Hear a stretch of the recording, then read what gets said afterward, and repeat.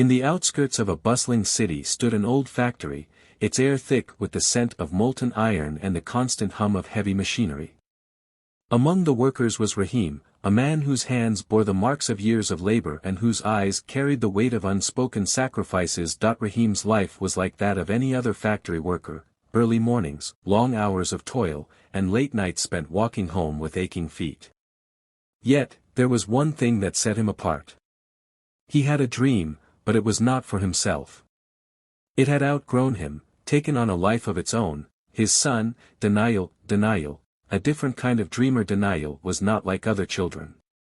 While his peers played outside, he sat with a pencil and notebook, sketching cars, designing engines, and passionately telling his father about the machines he would one day build. One day, Baba, I'll create cars that the world has never seen, he would say, eyes shining with determination. Rahim would smile and nod, his heart swelling with pride and silent prayers. But deep down, he knew that dreams were not enough. To turn them into reality, one needed more than just passion, one needed relentless effort, sacrifices, and patience. Time passed, and Daniel excelled in school. He dreamed of joining a prestigious engineering university. But when he submitted his application, reality struck him like a harsh wind. I'm sorry, the admission officer said. You don't have the right experience, nor do you have a strong recommendation. We only accept students with notable references. Daniel returned home, dejected and frustrated. Baba, what's the point of dreaming if every door is locked? Rahim saw the pain in his son's eyes, and it pierced his heart. That night, he lay awake, staring at the ceiling, knowing that Daniel's future depended on what he did next. A father's silent sacrifice. The next morning, Rahim did something he had never done before. He walked into the university, with grease-stained clothes and calloused hands. He stood before the dean's office and humbly said, Sir, I am just a factory worker. I have no wealth, no influence, and no education. But I have a dream, one that lives in my son. He is not just any student, he is a hard-working, determined boy.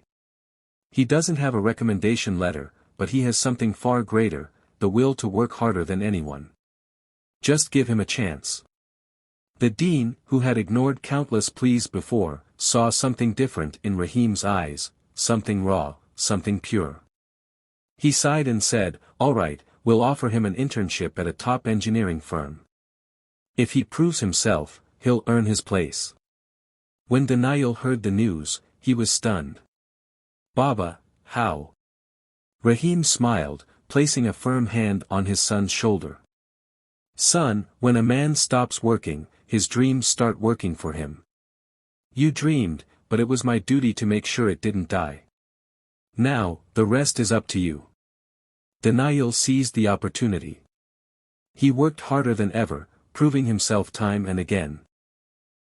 His talent and dedication shone through, and soon, one success led to another. Years later, a grand auditorium was packed with people, all waiting for one name to be announced.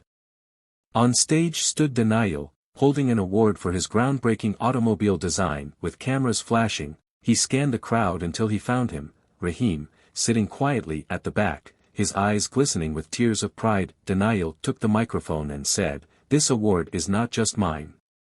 It belongs to the man who worked tirelessly so that I could dream freely. It belongs to the hands that never stopped working so that mine could create. The hall erupted in applause. Rahim smiled, lowering his gaze, his heart full. His job was done.